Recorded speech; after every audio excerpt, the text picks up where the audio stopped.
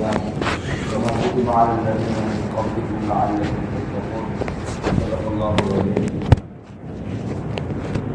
ابھی جو کلام اللہ کی آیت پڑھی گئی اس آیت میں اللہ جل شانہ فرماتا ہے یا ایھا الذین آمنوا، اے وہ لوگ جنہوں نے ایمان قبول کیا. اگر اللہ چاہتے تو فرماتے یا ایھا المسلمون، کہ مسلمان، اور چاہتے تو فرماتے یا ایھا المؤمنون، کہ مومن. لیکن نہیں، یا ایھا الذین آمنوا مطلب ہے اے وہ لوگ جو ایمان قبول کیا، اے وہ لوگ جنہوں نے ایمان قبول کیا. اب کیا فرق ہے کہ اے مومنوں اور اے وہ لوگ جنہوں نے ایمان قبول کیا؟ پہلے تو یاد رکھیں کہ مسلم اور مومن دو چیزیں. ہر مومن مسلم ضرور ہوتا ہے لیکن ہر مسلم مومن نہیں ہوتا. مومن بہت اوپر کی چیز ہے، مومن بہت ہی اعلیٰ درجے کا منصب ہے. ایمان کا مطلب ہے کہ انسان اللہ جل شانہ کی قدرت اور اس کی کبریائی اور اس کی بڑائی اور اس کی عظمت اور اللہ کی ربوبیت کے آگے ایک لمحے کے لیے بھی اس کے تعلق سے ایک لمحے کے لیے بھی سودا بازی کرنے کے لیے تیار نہ ہو، اور ایک لمحے کے لیے بھی اس کا ذہن کوئی اچکنے نہ پائے. آج آپ دیکھ رہے ہیں کہ دنیا میں وائرس کے نام پر اسباب کو اتنا حاوی کیا گیا کہ اللہ کی قدرت، اللہ کی ربوبیت سب نظروں سے اوجھل ہو گئی. جو دیکھو وہ چیخ رہا ہے، چلا رہا ہے. تو ایمان بہت اوپر کی چیز ہے. تو اللہ نے مسلمون تو کہا ہی نہیں، مؤمنون بھی نہیں کہا، بلکہ فرمایا یا ایھا الذین آمنوا، اے وہ لوگ جنہوں نے ایمان قبول کیا. تو دونوں میں فرق یہ ہے کہ مؤمنون کا مطلب ہے کہ بس ایک صفت کا تذکرہ ہے کہ اے مؤمنوں، اور یا ایھا الذین آمنوا کا مطلب ہے کہ تم لوگوں نے ایمان قبول کیا، اس عمل کو یاد کرو. یعنی اے وہ لوگ جنہوں نے ایمان قبول کیا، تو ایمان قبول کرنے کے عمل کو یاد دلایا جا رہا ہے. اس سے معلوم ہوتا ہے کہ ہر مسلمان کے گھر میں پیدا ہونے والا بچہ مومن نہیں ہوتا ہے. ہر مسلمان کے گھر میں پیدا ہونے والا بچہ مومن نہیں ہوتا ہے، یہاں تک کہ وہ خود اللہ کی ربوبیت اور رسول اللہ صلی اللہ علیہ وسلم کی رسالت کا اعتراف اور اقرار نہ کرے. اور یہ ہوتا ہی نہیں. ہم مسلمانوں کے گھروں میں پیدا ہوئے ہیں اور ہمیں یہ سکھایا ہی جاتا ہے اور ہم لوگ الحمدللہ اس کا اعتراف کرتے ہیں. دوسرے مذہبوں میں یہ ہے کہ ایک شخص اگر ہندو دھرم میں پیدا ہوا تو وہ ہندو ہی ہے، کوئی شخص عیسائی کے یہاں پیدا ہوا تو عیسائی ہے. ہمارے یہاں ایسا نہیں ہے. اگر کوئی شخص مسلمان کے گھر میں پیدا ہوا، کسی عالم کی اولاد ہے، کسی بزرگ کی بھی اولاد ہو، لیکن اگر وہ اللہ جل شانہ کے احکام میں سے کسی ایک حکم کا بھی انکار کرے، کسی بھی نبی کا انکار کرے، قرآن کی کسی آیت کا، کسی حکم کا، صریح حکم کا انکار کرے، تو اسی وقت کافر ہو جاتا ہے. تو یا ایھا الذین آمنوا، اے وہ لوگ جنہوں نے ایمان قبول کیا. تو اس عمل، ایک ایمان قبول کرنے کے عمل کو یاد دلایا جا رہا ہے اور اس کا واسطہ اور حوالہ دیا جا رہا ہے اور اس کی دعائی دی جا رہی ہے کہ یا ایھا الذین آمنوا، کہ جب تم لوگوں نے اللہ کو اپنا پروردگار، محمد الرسول اللہ صلی اللہ علیہ وسلم کو اپنا نبی اور رسول، اور کتاب اللہ کو اور اللہ کے قرآن کو اپنا دستور، اپنا آئین تسلیم کیا ہے، تو اب تمہاری ذمہ داری ہے کہ کتب علیکم الصیام، کہ تم روزوں پر توجہ دو. کتب علیکم، تم پر فرض کیے گئے روزے، کما کتب علی الذین من قبلکم، جس طرح کہ تم سے اگلی قوموں پر روزے فرض کیے گئے تھے. تو یہ روزہ ایک انعام ہے اللہ کی جانب سے. تو دیکھو پہلے اللہ نے یا ایھا الذین آمنوا فرمایا، پھر کتب علیکم الصیام فرمایا، یعنی پہلے ایمان پھر صیام اور روزہ.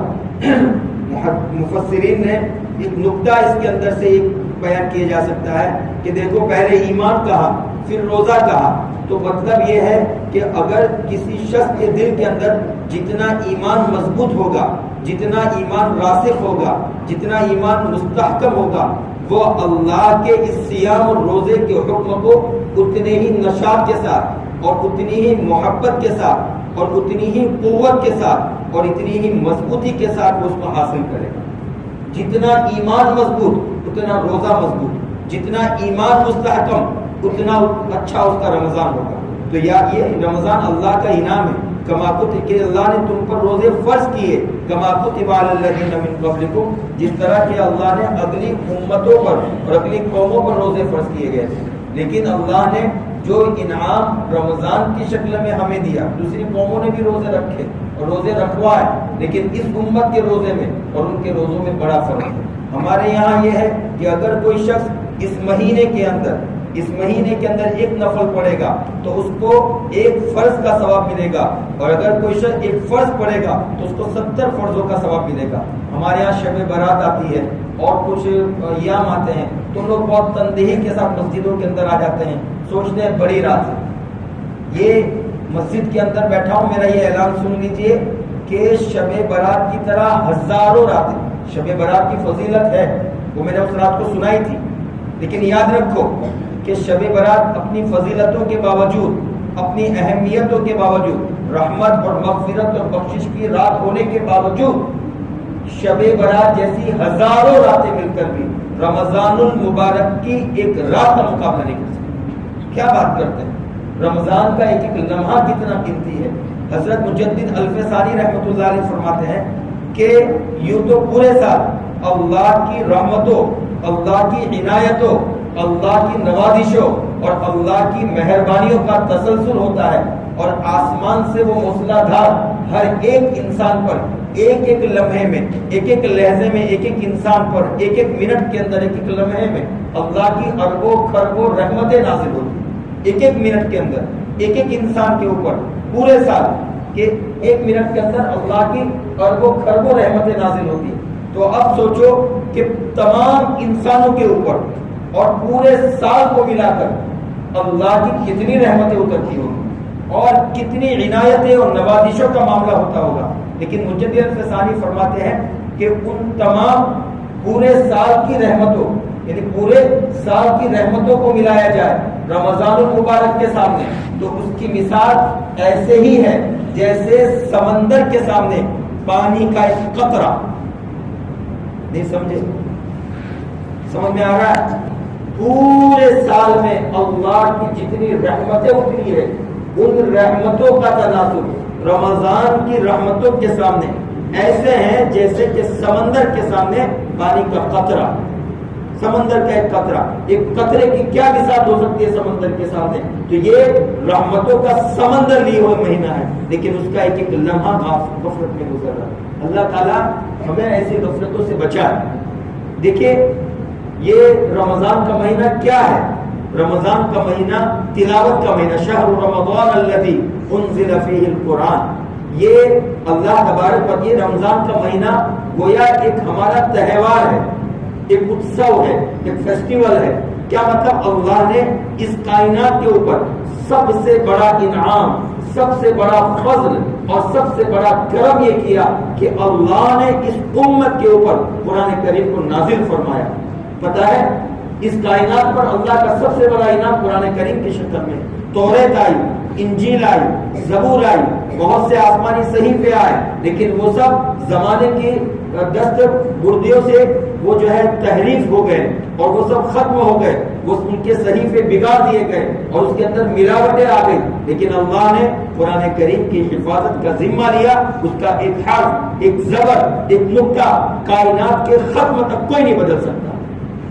تو یہ قرآن اس کائنات پر اللہ کا سب سے بڑا انعام ہے، اور اللہ نے یہ انعام کس مہینے میں اتارا؟ تو فرمایا شہر رمضان الذی انزل فیہ القرآن۔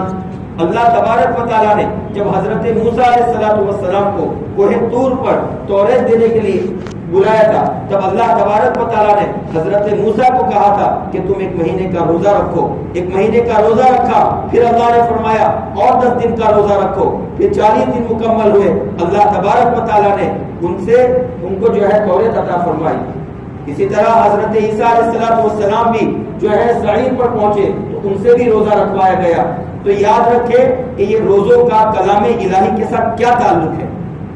یہ قرآن کریم کے بارے میں آتا ہے کہ لو انزلنا هذا القرآن على جبل لرأيته خاشعا متصدعا من خشية الله، کہ اگر یہ قرآن کریم ہم پہاڑوں کے اوپر اتارتے पहाड़ों के ऊपर उतारते तो लौ अंज़लना हाज़ल कुरान अला जबलिन लरअयतहु खाशिअन मुतसद्दिअन मिन खश्यतिल्लाह, तो बड़े बड़े पहाड़ अल्लाह के कलाम की ताकत की ताब न ला सकते और उसके पावर को बर्दाश्त न कर सकते, और वो अल्लाह के खौफ से रेजा रेजा पारा पारा और टुकड़े टुकड़े और डायनामाइट हो चुके होते, एक एक टुकड़ा उसका बिखर चुका होता। तो अल्लाह के कलाम की सिर्फ एक आयत की ये तासीर। बुजुर्गों ने लिखा है कि बुजुर्गों ने बयान फरमाया कि जिस तरह ये कलाम इलाही का पावर क्या है वो समझो कि जब रसूलुल्लाह सल्लल्लाहु अलैहि वसल्लम पर ये कुरान करीम नाजिल होता था तो आप सल्लल्लाहु अलैहि वसल्लम जिस ऊंट पर बैठे होते थे वो ऊंट पे बैठ जाता था। ये तो बाहर ही असर था, तो अंदर दिल पर क्या असर है?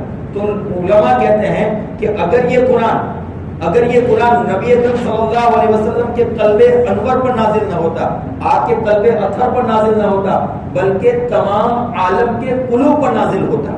इसमें कुतुब भी आ गए, अब्दाल भी आ गए, शुहदा भी आ गए, सालिहीन भी आ गए, सिद्दीकीन भी आ गए, और उसमें बड़े बड़े अल्लाह वाले जितने बुजुर्ग आए और आने वाले, तमाम बुजुर्ग दुनिया के अंदर आने वाले हैं और आ चुके, तमाम बुजुर्गों के और तमाम इंसानों के कुलूब के ऊपर अगर अल्लाह कुरान उतारता तब भी तमाम आलम के कुलूब फट चुके होते और अल्लाह के कलाम की दाब लगा सकते। यह अल्लाह के कलाम की तासीर है। इसकी मिसाल बुजुर्गों ने बयान फरमाई है कि ये जो बिजली के नंगे तार होते हैं उसके ऊपर आप हाथ लगाओ तो क्या होगा? इंसान वही हलाक हो जाएगा। लेकिन यही ट्रांसफार्मर से जब हमारे यहाँ आती है, हम स्विच ऑन करते हैं, अब एसी भी चालू हो रही है, पंखा भी चालू हो रहा है, अब बिजली भी चालू हो रही, तो वही चीज हमारे लिए मुफीद बन गई। तो रसूलुल्लाह सल्लल्लाहु अलैहि वसल्लम का कल्बे अथर और कल्बे अनवर और कल्बे मुबारक इस उम्मत के लिए ट्रांसफार्मर की हैसियत रखता है। वहां से वो सप्लाई अल्लाह के नबी अल्लाह ताला ने ये कुरान करीम इतना मुबारक, इतना अजीम, जिसकी कोई ताब नहीं ला सकता था, वो कुरान अल्लाह ने नबी अकरम सल्लल्लाहु अलैहि वसल्लम कायनात का सबसे मजबूत, सबसे मुस्तहकम और सबसे अजीम और सबसे मुबारक और सबसे आला का जो दिल हो सकता था वो रसूलुल्लाह सल्लल्लाहु अलैहि वसल्लम का दिल था। और अल्लाह के रसूल सल्लल्लाहु अलैहि वसल्लम के कल्ब पर जब ये कुरान नाजिल होता था तो आपकी कैफियत बदल जाती थी, आप पसीने में शराबोर हो जाते थे। एक सहाबी कहते हैं एक मर्तबा रसूलुल्लाह सल्लल्लाहु अलैहि वसल्लम का सर मेरे गोद में था और उस वक्त अल्लाह के नबी सल्लल्लाहु अलैहि वसल्लम पर वही के आसार आए तो मुझे ऐसा लगा कि मेरे पांव के ऊपर किसी ने पहाड़ रख दिया हो, मैं बर्दाश्त नहीं कर पाया, बस अल्लाह ने बर्दाश्त की ताकत दी थी। तो जब बाहर ये असर है तो कल्ब पर क्या असर होगा? तो अल्लाह ताला ने अपने नबी के कल्ब को ये तासीर अता फरमाई कि उसने उस कलाम पर को बर्दाश्त किया, फिर ये कलाम अल्लाह ताला ने अल्लाह के नबी ने उम्मत तक पहुंचाया और आज हम सब के लिए मुफीद बना और आज हम सब पढ़ने के काबिल हुए। तो ये कलाम इलाही अल्लाह तबारक व तआला ने इसी महीने में नाजिल किया था। तो इस महीने की यानी हजरत मूसा अलैहिस्सलाम को जब अल्लाह को वही देनी थी तो रोजे रखवाए ताकि उनका दिल, नबी का दिल सबसे आला होता है, लेकिन उसके बावजूद भी नबी के दिल को मजबूत करने के लिए अल्लाह ने रोजे रखवाए। गोहे सईर पर अल्लाह ने हजरत ईसा को भी रोजा रखवाया, हजरत दाऊद को भी रोजा रखा है, यहाँ तक कि इमामुल अव्वलीन वल आखिरीन सय्यिदुल अंबिया वल मुरसलीन आकाए नामदार हजरत मुहम्मदुर रसूलुल्लाह सल्लल्लाहु अलैहि वसल्लम भी जब गारे हिरा के अंदर रोजे की हालत में थे उस वक्त कुरान करीम का नुज़ूल हो रहा है। पहली आयत इक़रा बिस्मि रब्बिकल लज़ी खलक़, पहली आयत इस वक्त नाज़िल हुई जब आप सल्लल्लाहु अलैहि वसल्लम कहाँ पर थे? रोजे की हालत में गारे हिरा में पूरी दुनिया से कटे हुए थे। तो मालूम हुआ